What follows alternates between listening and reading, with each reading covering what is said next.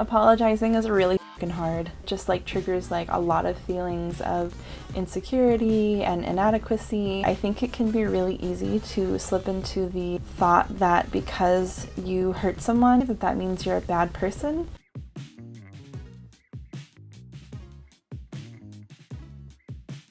Hi everyone, I'm Juniper Cameron and welcome to another episode of Small Transformations. Today I wanted to talk a bit about apologies and what function they serve and how you can make yours more effective. I see a lot of memes and articles about how to create an effective apology, and today I'm just going to kind of go over some things that are considerations when making an apology, especially if you've been having a hard time connecting with someone after an apology and you want to kind of see why that might be. I actually had the idea for this video way back in June, like 6 months ago, and I had been doing some research on starting this channel. When I'm really immersed in something, I will almost always dream about it. Like if I play tons and tons of Skyrim, suddenly I'm having like Skyrim dreams.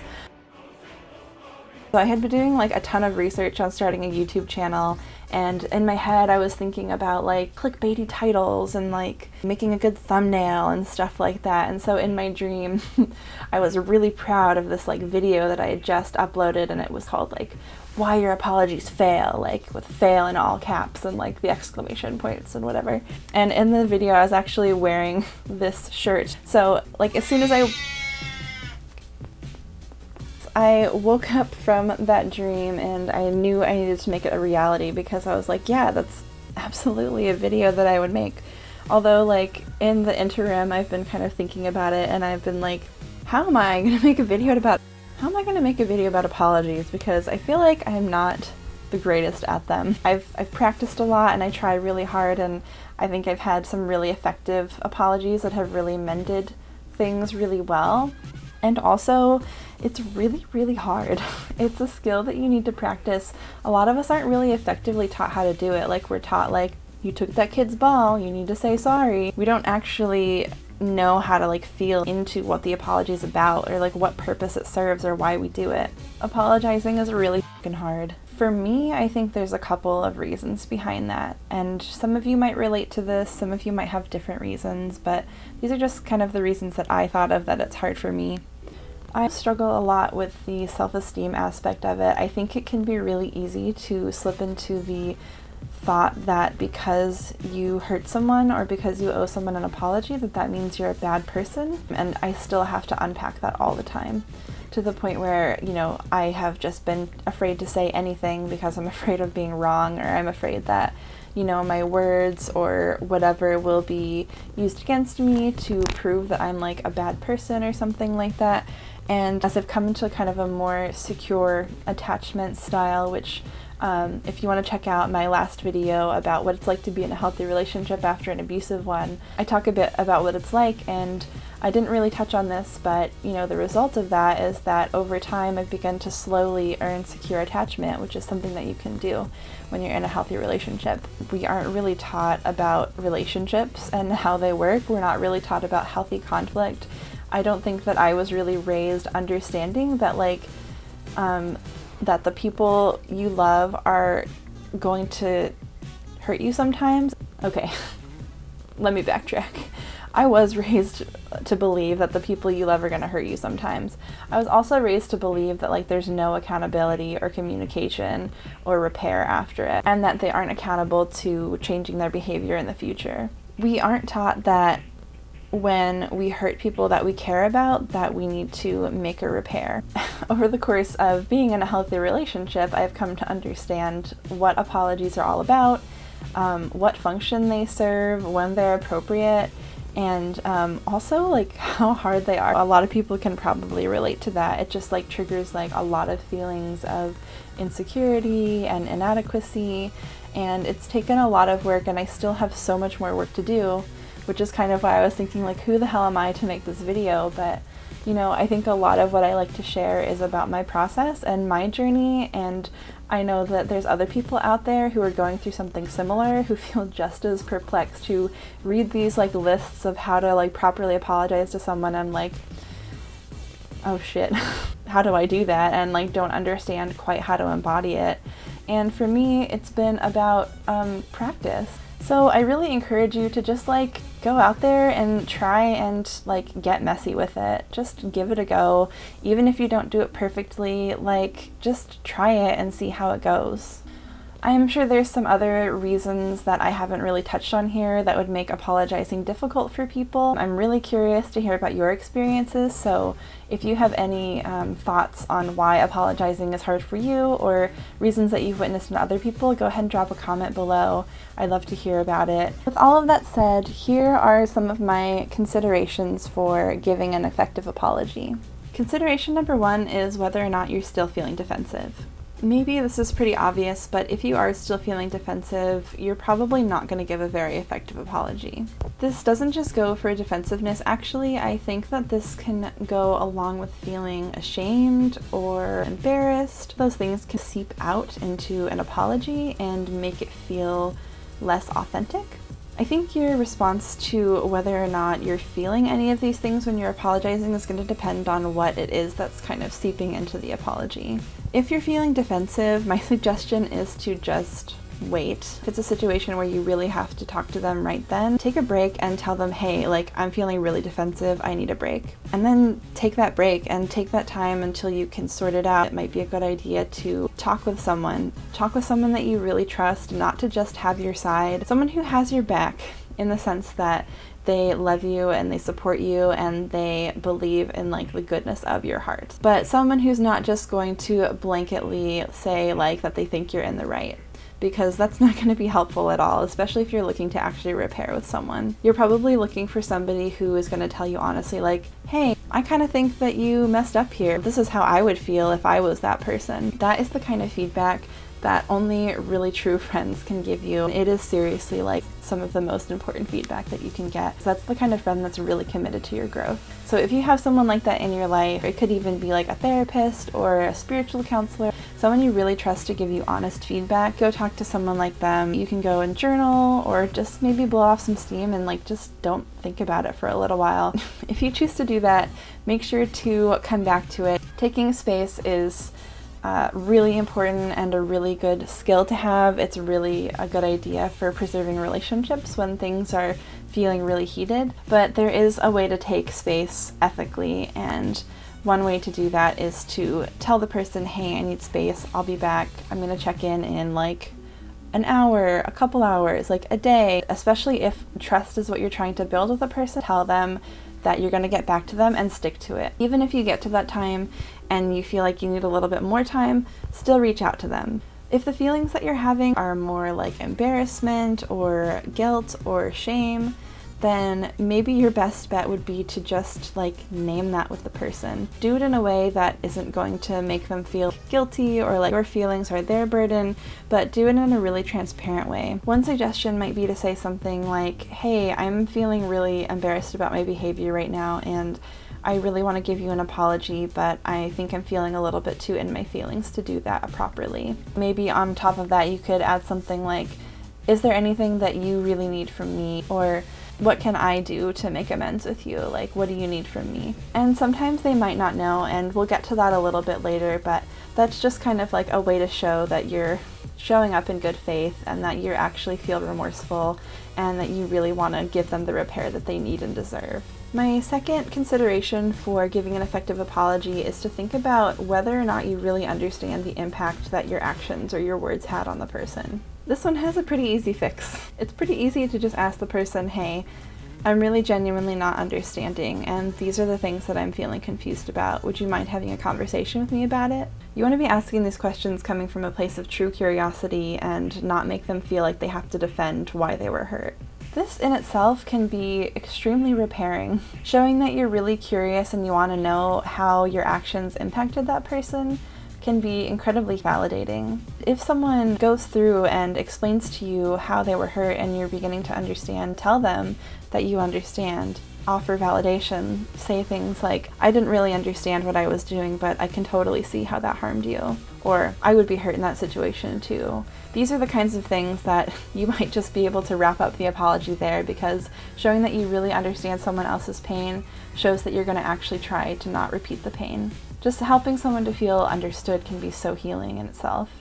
I also have to say that there's a way that validating someone else can kind of help them to see your point of view and where you're coming from as well. Not that that should be the aim of apologizing for something that you did wrong, but that sometimes there are situations where harm was caused, and just by offering a listening ear and by showing someone that you understand them, maybe they start to be a little bit more understanding of where you're coming from too. I found that if I'm in the heat of the moment and I say something that I don't mean and I immediately backtrack and say, oh my gosh, I'm really sorry, I didn't mean that, I need to take a little bit of space before this goes any further. I found that that can create a bridge between myself and the other person, and they can understand that, I wasn't intending to hurt them, that, sometimes we are really pushed to our edge and we aren't our best selves.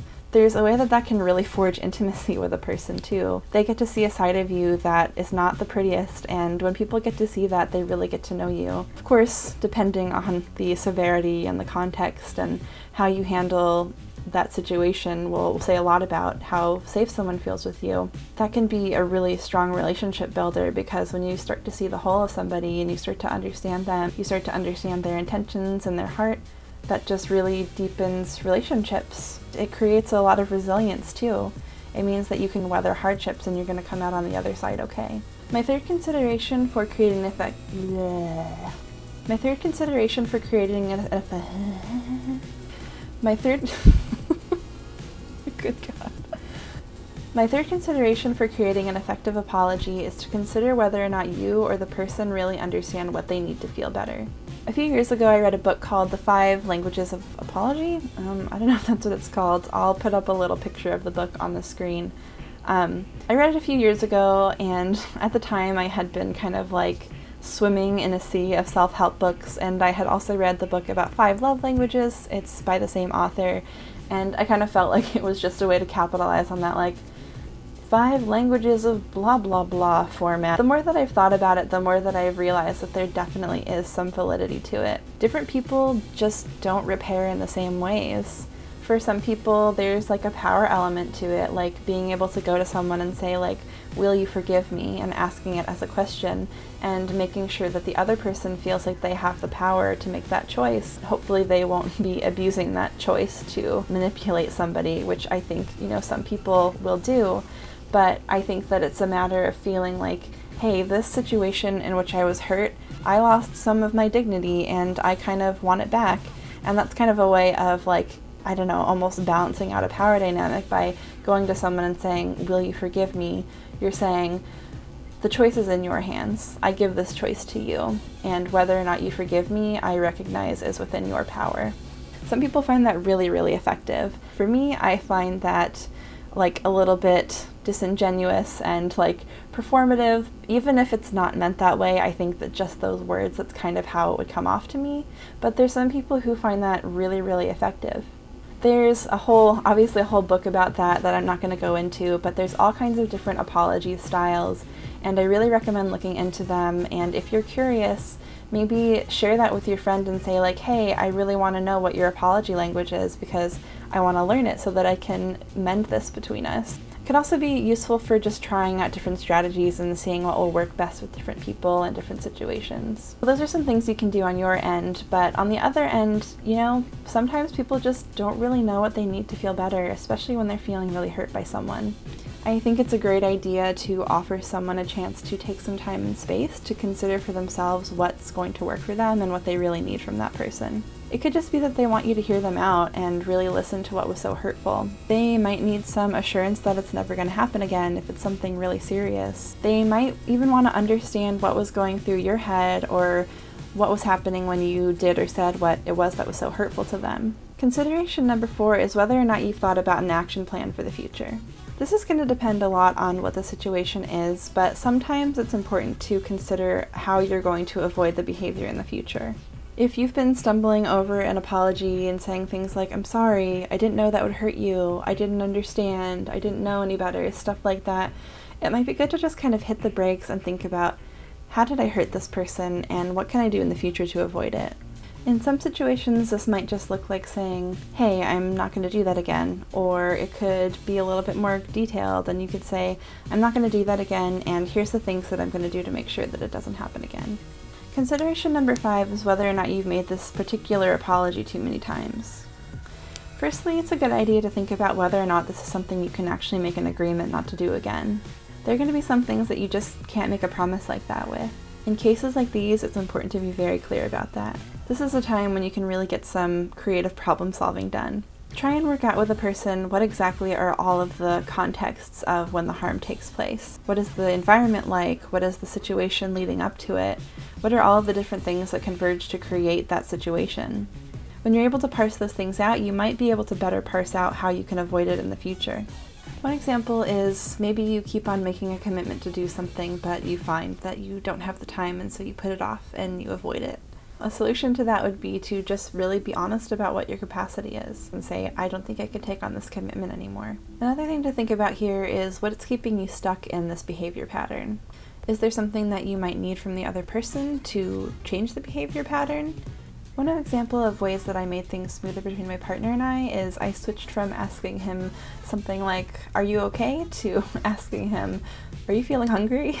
The idea behind it was that a lot of times my partner would come home from work and be stressed out, and I would pick up on his stress and I would think something was wrong, and I would immediately jump to, is something wrong? Sometimes that could lead to conflicts. At the very least, he would be a little bit caught off guard. I noticed that when we would get to the bottom of it, almost every single time it was just that he hadn't eaten yet. So one little change that I got to make was instead of asking, is something wrong, I started trying to ask, have you eaten yet? Those are just some examples of little changes that I was able to make to stop a pattern from repeating itself. When considering if this is an apology you've made too many times, I really can't recommend highly enough just trying to troubleshoot with the other person. I really believe that the spirit of cooperation can do a lot to mend a relationship. I feel like that also kind of shows the person that you're on equal terms and that you're working together and that you're on the same team. So that's all I've got for you today. If you have any suggestions for anything you'd add to this list or things that you need to consider when you make an apology, go ahead and drop a comment below. I'd love to hear what you think about this. If you enjoyed this video, don't forget to like it and hit that subscribe button and the bell so that you get notified whenever I make a new video. I'll also be dropping a link in the description to my Patreon page. If you want to support me making more content and support my mission of creating a world free from abuse, I highly encourage you to become a patron. I have tiers starting as low as $1 a month. Another great way to support me is to share my videos with your friends and family and people that you think would enjoy this. Thank you so much for watching this video, and I'll see you next time. Just making sure I maintain eye contact with the camera.